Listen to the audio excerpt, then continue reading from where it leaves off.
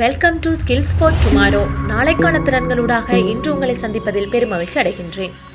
உங்கள் உயரத்துக்கு ஏற்ற எடையை கச்சிதமாக கணக்கிடும் முறை இதுதான். தெரிந்து கொள்வதனூடாக உங்களது எடையினை பராமரித்துக் கொள்ளுங்கள். உடல் பருமனே இல்லாவிட்டாலும் உடல் எடையினை கட்டுக்குள் வைத்திருக்கிறேன் என்று சொல்பவர்கள் உண்டு. உடல் பருமனாக இருந்தாலும் எனது உயரத்துக்கு ஏற்ற எடையில்தான் நான் இருக்கிறேன் என்று சொல்லி சமாளிப்பவர்களும் உண்டு.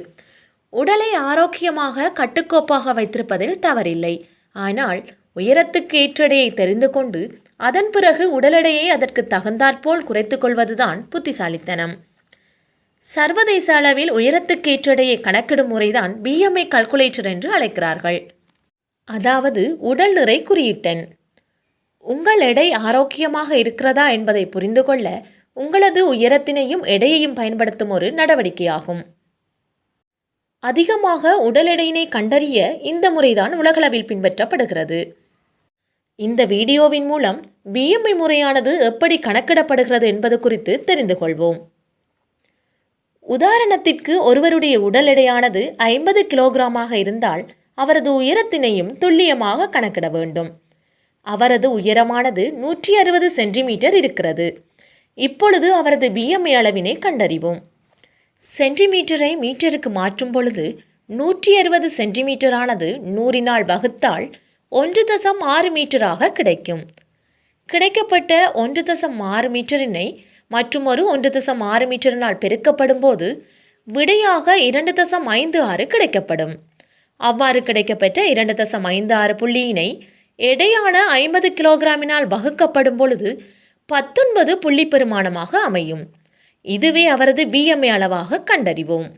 BMI குறித்த அட்டவணையின்படி குறைந்த எடையாக 18.5 கூறப்படுகிறது.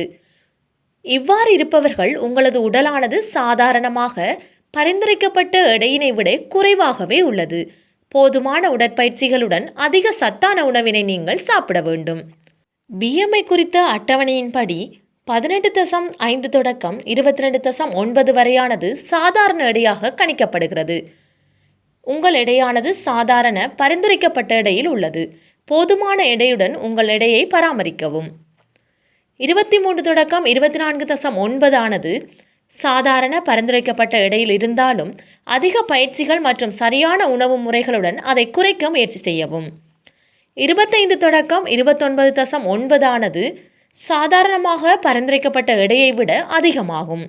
அதிக பயிற்சிகள் மற்றும் சரியான உணவு முறைகளுடன் அதை கொண்டு வாருங்கள்.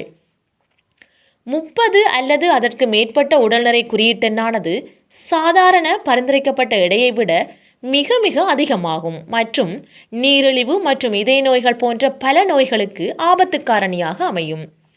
அதிக பயிற்சிகள், சரியான உணவு முறைகள் மற்றும் மருத்துவ ஆலோசனைகளுடன் இதனை கட்டுப்பாட்டுக்குள் கொண்டு வாருங்கள்.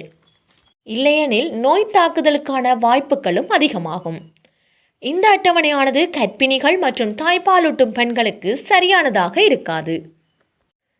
உங்களது BMI அளவு கணக்கீடு செய்ததும் உங்களின் எடை அதிகரித்துத்தான் இருக்கிறது என்பது உறுதி செய்யப்படுமாயின் நீங்கள் உடல் எடை குறைப்பில் ஈடுபடலாம். ஒவ்வொருவருமே 2 அல்லது 3 மாதங்களுக்கு ஒரு முறையாவது தனது BMI அதாவது பாடி மாஸ் இண்டெக்ஸ் அளவினை கணக்கிட்டுக் கொள்வதன் ஊடாக உடல் எடை அதிகரிக்காமல் பார்த்து கொள்ள முடியும். உடல் பருமன் என்பது உடலில் சேரும் அதிகப்படியான சக்தியானது கலோரிகளாக சேர்ந்துவிடும் நிலையே. இவை இளவயதினருக்கும் ஆண்களுக்கும் பெண்களுக்கும் வளரும் சிறுவர்களுக்கும் வயதான முதியவர்களுக்கும் மாறுபடுகிறது. அதனோடு ஒவ்வொருவருக்கும் வித்தியாசப்படுகிறது. உங்கள் உடல் உழைப்பை பொறுத்து நீங்கள் உணவையும் உடற்பயிற்சியும் செய்வதன் மூலம் உடல் எடையினை கட்டுக்குள் கொண்டு வர முடியும். உங்கள் BMI அளவு ஆரோக்கியமாக இருந்தால் நீங்கள் அலட்சியமடைய வேண்டாம். அவ்வப்போது பரிசோதிப்பதோடு உரிய முறையில் ஆரோக்கியமாக கட்டுக்குள் வைத்திருக்கவும் வேண்டும். இன்னும் உடல் பருமன் என்னும் நிலைக்கு நீங்கள் வரவில்லை என்று அலட்சியம் கொள்ளாமல் இயன்ற அளவு மிதமான உடல் பயிற்சியும் உணவில் அக்கறையும் கொள்ள வேண்டும். ஆனால் உடல் பருமன் தான் என்பதை உறுதி செய்யும் BMI அளவை கண்டதும் மீண்டும் மருத்துவரை அணுகி உறுதி செய்வது நல்லது. ஏனெனில் உடல் பயிற்சியும் உணவு முறையிலும் செய்யும் மாற்றங்களில் உடல் எடையும் குறையக்கூடும். அதிகப்படியான எடையாக இருந்தாலும் கடுமையான உணவு கட்டுப்பாடும் அதனுடன் இணைந்த உடல் பயிற்சியும் செய்து வந்தாலே உடல் எடை குறையும். அதே நேரம் ஒரே மாதத்தில் உடல் எடையை குறைக்கிறேன் என்று அதிகப்படியாக குறைப்பது நடைமுறையில் கடினமானது. ஆரோக்கியத்திற்கு நன்மை தரக்கூடியதும் அல்ல. இவை எதிர்மறையான விளைவுகளை உண்டாக்கிவிடும். உடல் எடையினை கட்டுக்குள் வைத்திருப்பவர்களும் உடல் எடை குறைய நினைப்பவர்களும் சரி, முதலில் BMI அளவினை சரிபார்ப்பது அவசியமாகும்.